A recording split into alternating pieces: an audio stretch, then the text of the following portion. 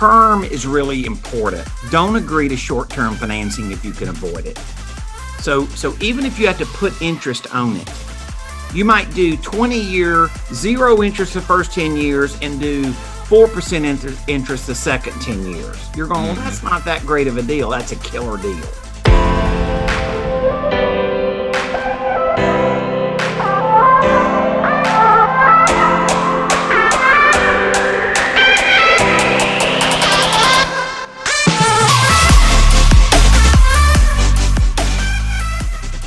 What is up, everybody? Welcome back to the Science Flipping Podcast. If you are not watching this video, that just means you're not on YouTube. You're listening to it on iTunes or Spotify or anyone else.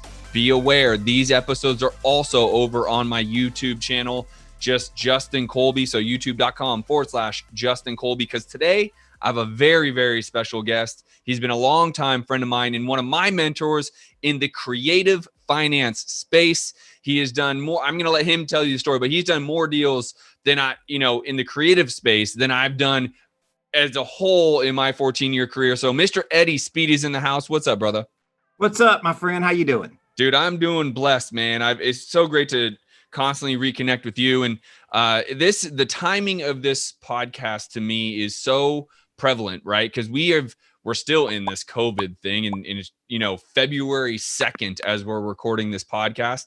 And I don't know when this whole thing's going to end, but listen, I've had an incredible run through this, and I think a lot of investors have, but the hurdle that is so crazy to me is for all of, and I know you and I agree on this, with all the chaos that happened in the political situation, with all the chaos that's happening around the world socially, the real estate market continues to appreciate. It continues to be on fire, and sellers continue to want top dollar. And by the way, rightly so. That's actually smart of them.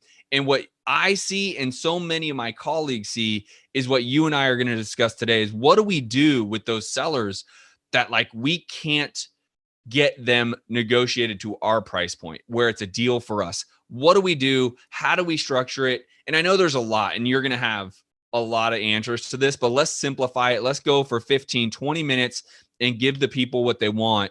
So let's just start there. Let's start with the creative financing. Give everyone a little bit of your background so they know who Eddie Speed is and the history of Eddie Speed and the incredible experience you have, and then we'll go from there. Well, I started as a creative finance note guy in 1980, right? Long time ago. I was a young guy like you one time. I was born in 81. I don't want to date you, brother. I don't want to date you. Like you one time. But so here's a funny story. The market morphs, things happen. Around 1990, I became highly involved with real estate investors. In fact, the guy that founded HomeVestors lived in Dallas, Fort Worth, where I lived, and I became his note guy. And they were more structured at the time. Real estate investors were more, spotted all over. They weren't connected masterminds and things like that, like they are today. And so we basically set up a system where their franchisees could use creative financing, right? So I've been doing that literally since about 1990. And then, so what I figured out is this, Justin, people say, what can you do with it? That's like, saying, what can you do with a can of paint? You can paint a lot of things with it, right? That's right. But the truth of the matter is, here's the simple thing that somebody, I believe, today should really get. If you're making 20 offers, my bet is if you're pretty dang good at the business, like Justin, you are, if you're pretty dang good at it, you're going to close 1 out of 20. That's right. All right. That means that you're throwing 19 leads in the garbage. And I'll bet you that of those 19 leads you're throwing in the garbage, there's a decent possibility that you could negotiate between 6 and 8 deals. Not all the 19, because some of them you can't make a deal out of them no matter what. But right. Of those deals you're throwing in the garbage, that you probably could start negotiating 6 to 8 of those deals on creative terms offers. And and basically here, it's really simple concept, right? A seller has a property that's worth 200 grand, just nice round numbers, right? A seller has a property worth 200 grand. Okay. They owe 100 grand. Okay. They have $100,000 debt and $100,000 in equity. They want 100 grand cash. Well, wait a minute. That's not going to work. Okay. So why don't you pay them the 100 grand? It's not that you can't pay them the 100 grand. It's when you pay them and how you pay them, right? In other words, what if I could, instead of paying cash for property, I could buy property with monopoly money? Yep. And that's the idea. And so there's a lot of different ways that, there's a sequence that we go through to show people. You're not going to show people this in 5 minutes. You're not going to make them. That's an unrealistic expectation. But I would say to you that we've come up with a lot of different ways to structure deals where it sounds kind of like you've sort of lost your mind and you're paying retail. But the truth of the matter is the way you structure the financing, it becomes a bargain. Agreed 100%. And I agreed. Let me ask the question I think everyone would ask. Why would you give them the retail number? Why would that make sense for us investors? Because if they want 200, they owe 100. You say, you know what? I'm going to give you your 200. Now I know what you're going to say is you're going to put it on terms, right? And here's how we're going to structure it. But why do that? Why would an investor do that? Listen, there's two ways to make money in a real estate transaction. One way is buy low, sell high. The other way is to structure financing where you can control the property long term with the way you structure the financing, and it gives you the power to go rent it, resell it on a wrap note, so there's two different ways to make money in real estate, and they're kind of polar opposites, right? Buy low, sell high, as you're saying, why would you ever pay retail? I'd pay retail because they're not going to accept anything less than that, but they are going to accept terms that a bank or a mortgage company would never agree to. That's right. And by the way, Justin, let me just tell you this. If done correctly, the odds of buying your own debt from them, in other words, you're the borrower, they're the lender, the odds of you're negotiating and buying that debt from them at a discount, buying your own note at a discount down the road, if done correctly, is probably 100%. Agreed. Yeah, I think one of the things, I just structured a seller finance deal on a mobile home in Kingman, Arizona. And if you've never been to Kingman, that's because no one goes to Kingman. That's why. But the reality is I understand enough. I've been around 14 years. You are my mentor, right? Like you have taught me. And so the reality is I didn't get a deal, but it was a great deal because I immediately wholesaled the deal because I structured it right. Even though it was retail, I didn't want a mobile home in Kingman, Arizona. It was not something I wanted in my portfolio. So I didn't really want to keep it in the sense of what you're saying, where I could have structured it on terms and then kept it in my portfolio and arbitrage the rent or even resold it on a wrap, seller finance. So what I did is I wholesaled it. I had a buyer who wanted that and liked the terms they were inheriting, for lack of a better way of saying it. And they came in with enough money to give the original seller what they needed to sell, which is what I agreed to, right? I negotiated. I agreed to $2,500 going to the seller in their pocket so they could move. And then I took the remaining down payment from my buyer as a wholesale fee. And my buyer inherits the terms that I negotiated with the seller based around the terms that they have with their existing lender. Everyone ultimately won because my buyer, just like you brought up, is just going to keep it in a portfolio. He's just going to keep that specifically the mobile in his portfolio and rent it out long-term and have a property he didn't have to really go get a note with or go get a loan with, etc. And it's a good rental. And, I would make the argument, wait for appreciation and allow that all to happen. I don't know if that's going to happen with a mobile. I just think he liked the terms. He sees a couple of dollars in it monthly. I don't know what actually his long-term exit strategy is, to be honest with you. Well, you think in terms of this. What you did was you structured financing and flipped the deal with financing in place, right, to a guy, and now he controls the property. And let's just use hypothetical numbers. let's just say the normal debt service on that deal might be $600 a month. Mm-hmm. But with crazy terms, now all of a sudden his debt service is $300 a month. He can rent it. He can resell it with seller financing, and he can wrap it. He can do, in other words, the way it's a deal is because you structured such favorable terms for the borrower that now anybody would want to step into your seat. That's right. Yeah. And when you go up against those sellers that, like we all do every day, it is literally part of our daily routine, right? Because we're marketing and we're in front of these sellers. Oh, I want retail, right? I want 200. Well, why aren't you listing the property? Oh, I don't really want to list the property. I don't want to go through that. All right, well, I can get you your 200. Let me buy some time for myself. I got to go to my money guy and see if he can create. I got to go to Eddie. Let me see if he can create a way that we can get this done. Is that okay with you, Mr. Seller? And then it's just making sure you understand the process. Let me kind of plug you real quick. If you guys go to, is it the Note School or Note School? Note School. Noteschool.com/TSOF. That is what Eddie gave me, so he knows where you guys are funneling from. So noteschool.com/TSOF. Eddie will be able to help you guys out on a much deeper level. Obviously, we have 15-20 minutes here on this podcast.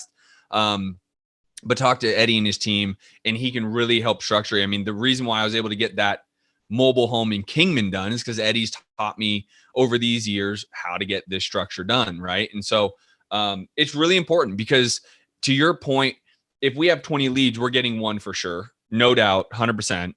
But what do we do with the other 19? Can we get 6 to 8? I would tell you this.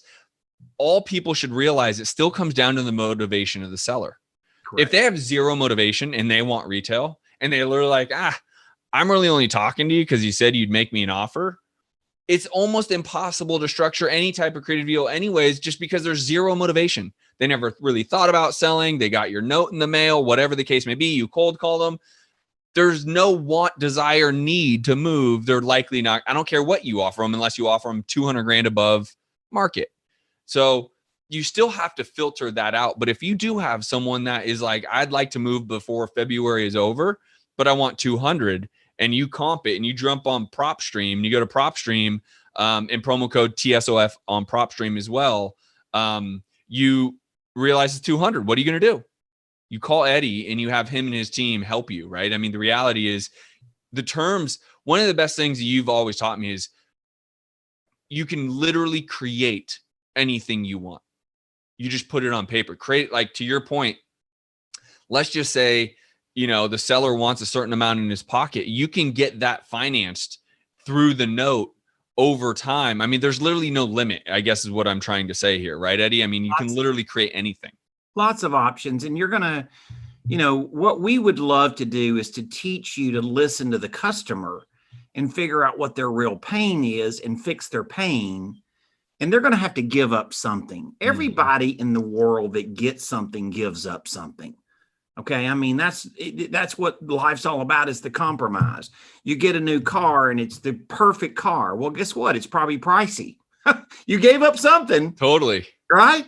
I mean, I get the perfect Range Rover. Well, guess what? My mileage just went from 20 miles a gallon to 13 miles a gallon. Now I'm pissed. Exactly. I mean, there's always a something. So we are very good, I think, at helping you let them list out their priorities and then go through a process of defining and prioritizing what really is important.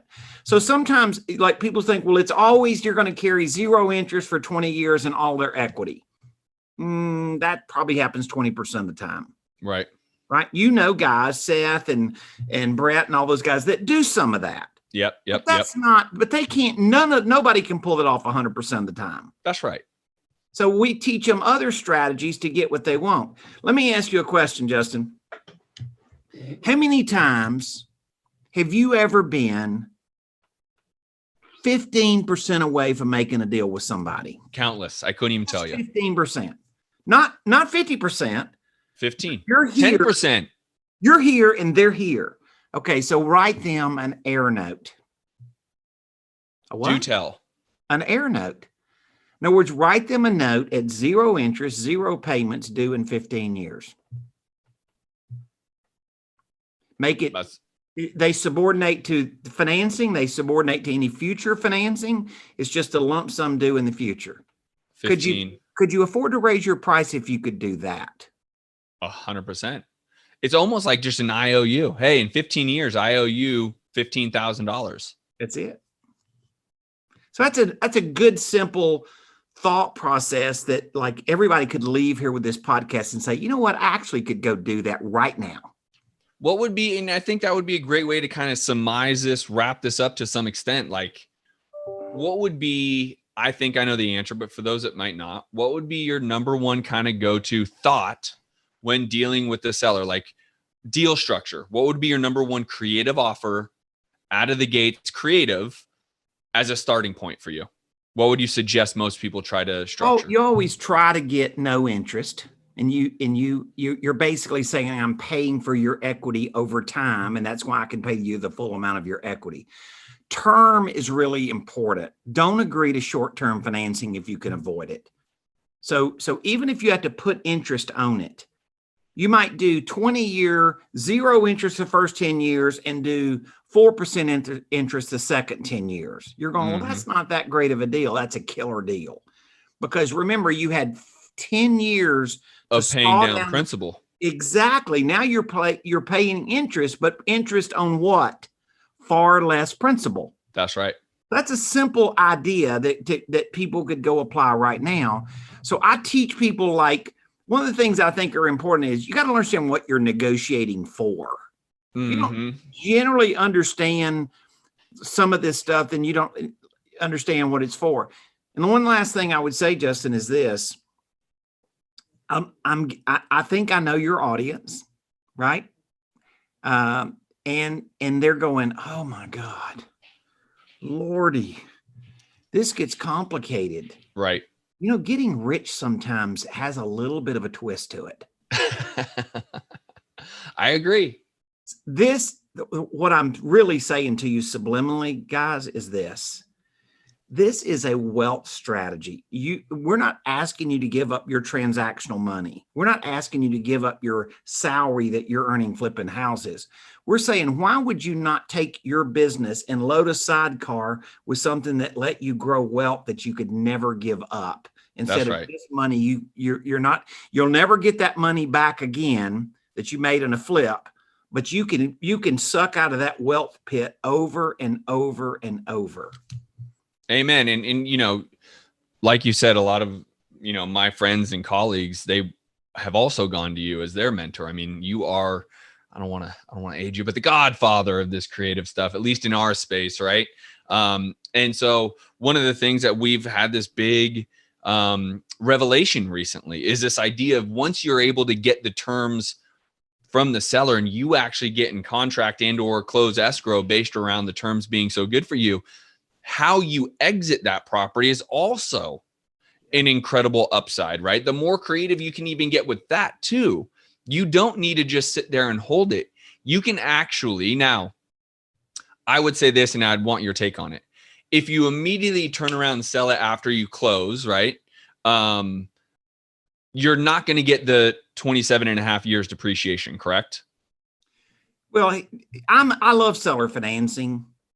And as you know, and a lot of guys that I've helped, high volume guys like you, a lot of them I've taught them just to seller finance because they'll turn around and seller financing and get 15 or 20% down. So they may have paid almost nothing down and they sell it with 20% down.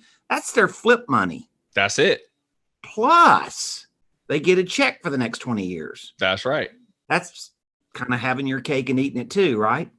Yeah, the reason why I wanted your perspective, a lot of people buy rentals or hold for the wealth, right? You brought up building wealth, and that's what we're all in it for. Let's just be very transparent here. Right? Rentals have wealth. Rentals generally don't have good cash flow. Right. Seller financing has wealth and cash flow. So dive a little bit deeper in that, because I want people to also understand once you actually execute and purchase the property, there's also great creative ways. Like you just said, you can build your wealth and get cash flow. Talk a little bit more about that. I think So guys that have rentals, if you look at your rentals, you've got your gross income, and then you've got all these expenses. And when you take all these expenses out, it doesn't a lot of times give you a good check at the end of the month. That's right. You and I have a very good mutual friend and a student and big high volume player in Phoenix. Yep. And he took about a third of his portfolio and he said, these things just don't make good rentals. I said, they make killer seller finance deals. Amen. And so all of a sudden he's like, good grief, I like doubled and tripled my monthly income from going from a rental to just owner financing my equity. Yes. So then all of a sudden that becomes another strategy with notes is like, how do I exit it? One last thing, Justin, I would say on that topic is the real estate market is on fire. We completely get that. Okay. Mm-hmm. But there are things that are wrong in the market that people just aren't talking about. 35% of the people that could get a mortgage in last January, this January could not get a mortgage. Right. I mean, literally the mortgage origination business has tightened up underwriting to the point that 1/3 of the people that could get a mortgage can't anymore. Well, see, that's a perfect guy to buy a house from you seller financing. You're saying, yeah, I know, but he didn't have a big down payment. And maybe, do you know what the average down payment was for conventional mortgages, like in the month of January? 5%. 19%. Wow. For a conventional mortgage, according to 𝐿𝐿𝐼, the average down payment was 19% down. So see, people, everybody thinks it's 5% down. That's just not true. Yeah. So you can market and find people with incredible good down payment money. And just because they can't get a conventional mortgage today doesn't mean they have bad credit and a sad story. You see what I'm saying? Oh, wait a minute. Now you're saying I could resell with seller financing, earn big money today in the form of their down payment. And then I'm collecting interest and I'm paying interest. I'm collecting higher interest and I'm paying lower interest. Isn't that what your bank does? Amen. I make an arbitrage. That's it. I love it. I mean, so again, listen, you run 2-day courses, you have entire coaching around this. Again, go to noteschool.com/TSOF. Talk to Eddie and his team. Like, even if you have rentals and you're not even in the acquiring more flips or wholesaling game like I am, you need to be thinking about what we just talked about. Like, how many of those rentals are not good performing assets and you just want the wealth building? Well, why not have the cash flow? Not the cash flow, but the cash, like a 20% down, 10% down of value, plus actual increased income monthly over time. How many more of those rentals could you actually go buy? And it's only because your exit strategy is so strong. I mean, again, Eddie is a wealth of knowledge. I appreciate you coming on. There's so many good creative things. We should probably do this more often, truthfully, because your structure works in an up and a down market. It does. It just always works. That's the hurdle. And that's why it's so important for me to have you on here, is because people need to understand, let's just say you close 3% of the leads that you bring in as a wholesaler. Let's say 3%. So for every 100 leads, you close 3. What's happening with the 97 leads that you just brought in? And you're spending money on marketing. You have cold callers. You have direct mail. You're spending money. Why aren't you monetizing those leads? It's because you just don't know how. That's the hurdle, right? So, brother, I appreciate you. I know we could have gone on and on and on. Anyone, noschool.com/TSOF. That way he knows you're coming from this podcast. But also anything you want to leave the people with, where they can follow you, or just a tip you want to give them, anything you want to leave with. I'm going to give them if they go to that website and give us their information, we're going to give them a really good, about 50-page book, about 6 chapters, where we're going to give examples of how to buy on terms, about 5 different ways. It's a short read. It might take you an hour or 2 to read it, right? And then we're going to give them a little workshop. I mean, it's some solid stuff. So we're leaving people with some like, oh my God, I can see this. Okay, how do I get some sticky factor to this? I want to give them something they feel like they can touch. Yep, 100%. Dude, I love it. I appreciate you, dude. Thank you very much. I'm glad that you and the fam are all healthy through all this. And we'll make sure you come back on here very, very soon. Thank you, Justin. See you, bud.